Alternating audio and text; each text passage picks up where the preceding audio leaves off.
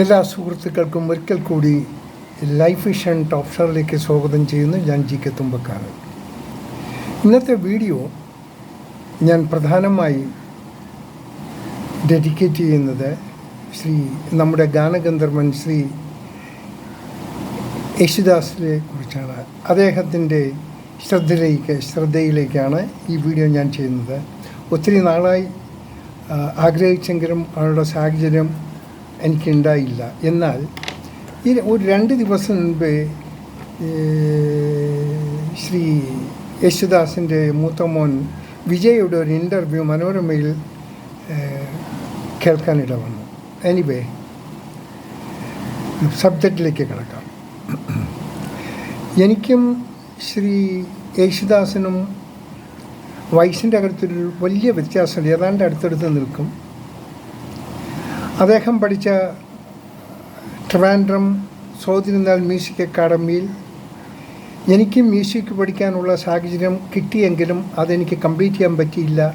എനിക്ക് പട്ടാളത്തിൽ ചേരണം, യുദ്ധം ചെയ്യണം എന്നുള്ള ഒരു ആഗ്രഹം കാരണം ഞാനതവിടെ സ്റ്റോപ്പ് ചെയ്ത് ഏതാണ്ട് മിലിറ്ററി സർവീസിലേക്ക് പോയി.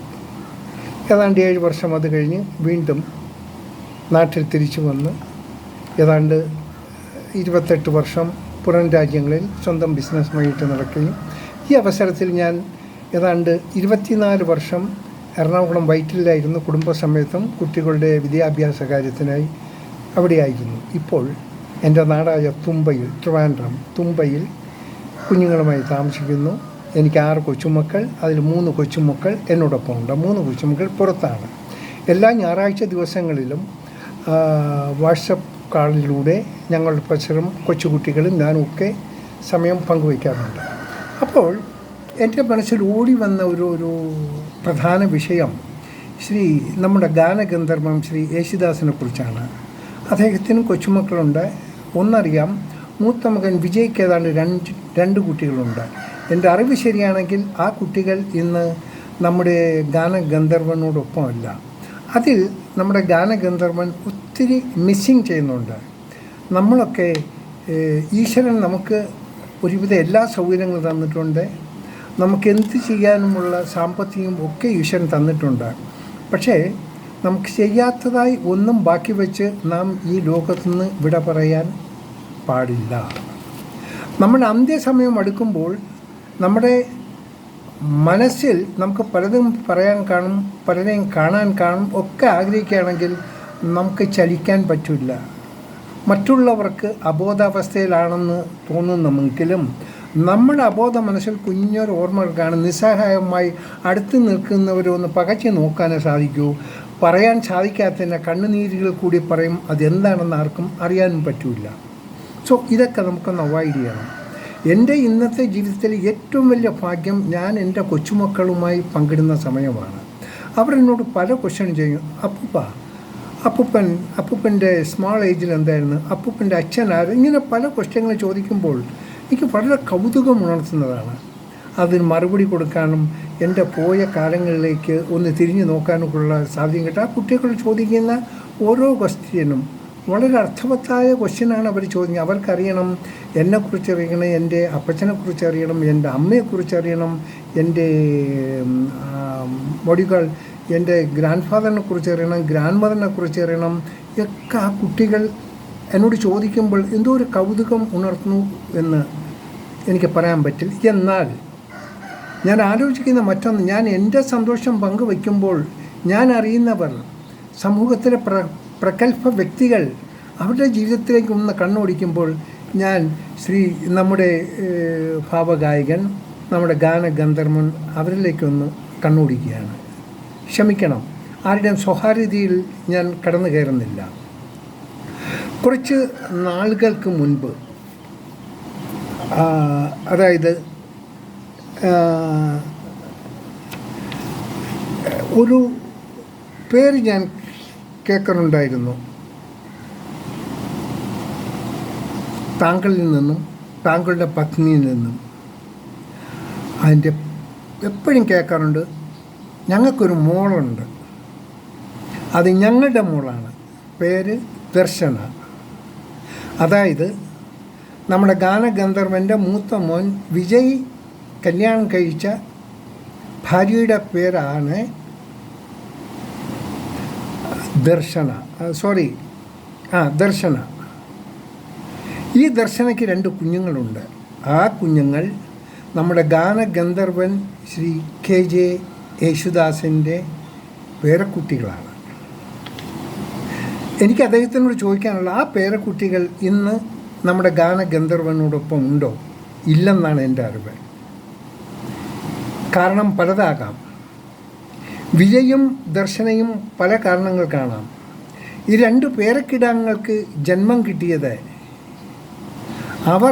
അവരുടെ മാതാപിതാക്കളോട് പറഞ്ഞിട്ടല്ല.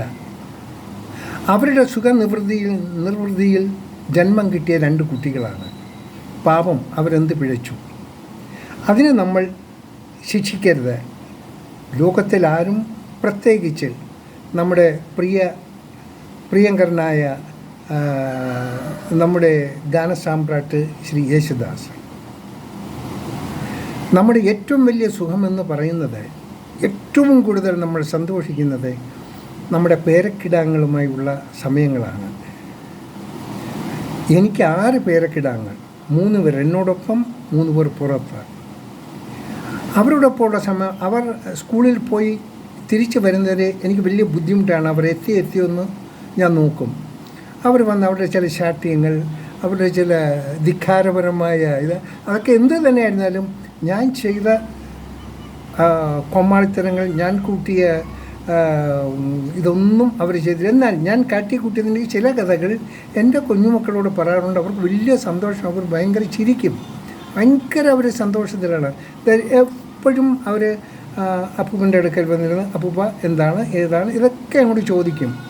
അപ്പോൾ ആ ഒരു സുഖം നമ്മുടെ ഗാനഗന്ധർവന് കിട്ടുന്നില്ലോ എന്ന് എനിക്കറിയില്ല. കിട്ടിയില്ലെങ്കിൽ അത് മിസ് ചെയ്യരുത്. ആരെന്തായിക്കോട്ടെ, നിങ്ങളുടെ പേരക്കിടാങ്ങളുടെ നിങ്ങൾ അടുക്കലേക്ക് എത്തിപ്പിക്കുക, അല്ലെങ്കിൽ അവരുടെ അടുക്കലേക്ക് അവിടെ താങ്കളെത്തുക.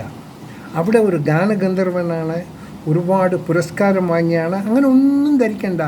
എനിക്ക് ഏറ്റവും അങ്ങോട്ടുള്ളൊരു വലിയൊരു ബഹുമാനം, താങ്കൾ ഏത് സ്റ്റേജിൽ കയറിയാലും ആദ്യം ജഗദീശ്വരനെ കുറിച്ചാണ് പറയുക, ഈശ്വരനെ കുറിച്ചാണ് പറയുന്നത്. എല്ലാം അദ്ദേഹത്തിൻ്റെ മാണ്, എല്ലാം അദ്ദേഹത്തിൻ്റെ കഴിവെന്ന് നാഴികയ്ക്ക് 100 വട്ടം അദ്ദേഹം ഓരോ സ്റ്റേജിലും പറയുമ്പോൾ ഒരു നിമിഷം ഒന്ന് തിരിക്കുക. താങ്കൾ ആ ഈശ്വരനെക്കുറിച്ച് താങ്കൾ മനുഷ്യരാശിയോട് ഓർമ്മിപ്പിക്കുമ്പോൾ നാം ഓർക്കേണ്ട ചില കാര്യങ്ങളുമുണ്ട്. അതിലൊന്നാണ്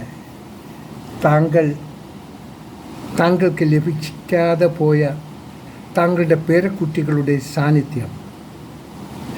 എന്ത് തന്നെ 100 ജന്മങ്ങൾ കഴിഞ്ഞാലും ഗാനഗന്ധർവൻ യേശുദാസിനെ പോലെ മറ്റൊരു ഗന്ധർവൻ ഒരു വിജയിക്കും വരാൻ പറ്റില്ല. പക്ഷേ വിജയ് ഒരു കാര്യത്തിൽ ജയിച്ചിട്ടുണ്ട്. ഞാൻ ഫോട്ടോ കണ്ടപ്പോൾ അച്ഛനെക്കാളും വലിയ നീളമുള്ള ദാടിയുടെ ഉടമയായി. അതിന് പിന്നെ വലിയ ഇൻവെസ്റ്റ്മെൻറ്റ്സ് ഒന്നും വേണ്ട, അത് ഓട്ടോമാറ്റിക് അങ്ങ് വളരെ, ഞാൻ അധിക്ഷേപിക്കുകയല്ല. അതിൽ വിജയ് ഒത്തിരി സൂപ്പറാണ്. ദാടിയിൽ വിജയുടെ അപ്പ അത്ര നീളമുള്ള ദാടി വെച്ചില്ല. അതിന് I am proud of that. ഇനി കൂടുതൽ സമയം കളയാൻ ഞാൻ ആഗ്രഹിക്കുന്നില്ല. എത്രയോ വട്ടം താങ്കളും താങ്കളുടെ പ്രിയ പത്നിയും പറഞ്ഞിട്ടുണ്ട്. അതായത് ദർശന എന്ന് പറഞ്ഞ ഞങ്ങളുടെ സ്വന്തം മോളാണ്. സാഹചര്യം ഇപ്പോൾ നിങ്ങളത് പറയാൻ അനുവദിക്കുന്നില്ലെങ്കിലും മനസ്സിൽ പറയണം. കാരണം നിങ്ങളുടെ 2 പേരക്കുഞ്ഞുങ്ങൾക്ക് ജന്മം കൊടുത്ത കുട്ടിയെ മനസ്സിലെങ്കിലും ഓർക്കണം, ദർശന എന്ന് മറക്കരുത്. ശ്രീ ബഹുമാനപ്പെട്ട യേശുദാസ് അവരോട് പറയാണ്, ക്ഷമിക്കാൻ നമുക്കേ സാധിക്കൂ, നമുക്ക് മക്കൾക്ക് പറ്റില്ല. അവർ ദുഃഖങ്ങളെക്കുറിച്ച് അവർ ഗോൾഡ് സ്പൂണിൽ ജനിച്ചവരാണ്. നമ്മൾ അങ്ങനെയല്ല. ഒരുപാട് ബുദ്ധിമുട്ടി, ഒരുപാട് പ്രയാസപ്പെട്ട് ഈശ്വരൻ നമ്മളെ, ജഗദീശ്വരൻ ഇവിടെ ഇതുവരേക്ക് നമ്മളെ എത്തിച്ചത്. അതിന് നന്ദിയും കടപ്പാടും നമുക്കുണ്ടാകണം. ഒരിക്കലും താങ്കളുടെ 2 കുഞ്ഞുങ്ങളുടെ സാന്നിധ്യം താങ്കളുടെ അടുത്ത് ഇല്ലെങ്കിൽ അത് താങ്കൾക്ക് ഇന്ന് അതിൻ്റെ വിഷമം അറിയില്ല. ഒരിക്കൽ അതിൻ്റെ വിഷമം അറിയാം. ആ ഒരു വിഷമവുമായി താങ്കൾ ഈ ലോകത്ത് നിന്ന് കാലത്തിൻ്റെ അടിത്തറയിലേക്ക് യാത്രയാക്കാൻ പാടില്ല. അതിനെന്തെങ്കിലും ഒരു തീരുമാനം താങ്കൾ ഉണ്ടാക്കണം. അവിടെ ആരെയും, അവിടെ ദർശനയോ അവിടെ വിജയോ ഒരു പ്രശ്നമല്ല. അത് താങ്കളുടെ പേരക്കുട്ടികളാണ്. സാധിച്ചാൽ അതിനുവേണ്ടി താങ്കൾ ജഗദീശ്വരനോട് ഒന്നൊന്ന് പ്രാർത്ഥിച്ചാലും അതിനുള്ള ശക്തിയും അതിനുള്ള ആർജവവും താങ്കൾക്കുണ്ടാകണേ. താങ്കളുടെ പേരക്കിടാങ്ങൾ താങ്കളുടെ അടുക്കൽ വരാനും അല്ലെങ്കിൽ ആ പേരക്കിടാങ്ങളുടെ അടുക്കൽ താങ്കൾ എത്തിച്ചേരാനുമുള്ള ഒരു സാഹചര്യം ജഗദീശൻ തരട്ടെ എന്ന് ഞാനും കോടാനുകൂടി ആൾക്കാരും പ്രാർത്ഥിക്കുന്നു. താങ്കളും ഒന്ന് മനസ്സ് വെച്ചാൽ മതി. തീർച്ചയായിട്ടും താങ്കളും ആ പേരക്കിടാങ്ങളുമായിട്ടുള്ള സമയങ്ങളെ കാത്തിരിക്കുകയാണ് ഞാനടക്കം. ക്ഷമിച്ചാലും നിങ്ങളുടെ സ്വകാര്യതയിൽ ഞാൻ കൈകടത്തുന്നില്ല. ഓരോ വ്യക്തികളും അവരുടേതായ ഓരോ ബുദ്ധിമുട്ടുകളുണ്ടാകും. നമുക്കെന്താണെന്നറിയില്ല. പക്ഷെ ഒന്നേ അറിയാവൂ, ഗാനഗന്ധർവൻ്റെ കൊച്ചുമക്കൾ ഗാനഗന്ധർവനോടൊപ്പം ഇല്ല. അതുണ്ടാകാൻ പാടില്ല. ഒന്നുകിൽ താങ്കൾ പ്രിയ ഗായകൻ താങ്കളിലേക്ക് ആ കുട്ടികളെ ആനയിക്കുക, അല്ലെങ്കിൽ കുട്ടികളിലേക്ക് താങ്കളെത്തുക. അത് തോൽവിയല്ല, അത് വിജയത്തിൻ്റെ ലക്ഷ്യമാണ്. ഓക്കെ, എല്ലാവരും സാധിച്ചാൽ ഈ വീഡിയോ മറ്റുള്ളവരിലേക്കും ഒന്ന് കൊടുത്താലും ഒന്ന് ഷെയർ ചെയ്താലും. കാണാം വീണ്ടും മറ്റൊരു വീഡിയോയിലൂടെ നമുക്ക് കേൾക്കാം. Thank you.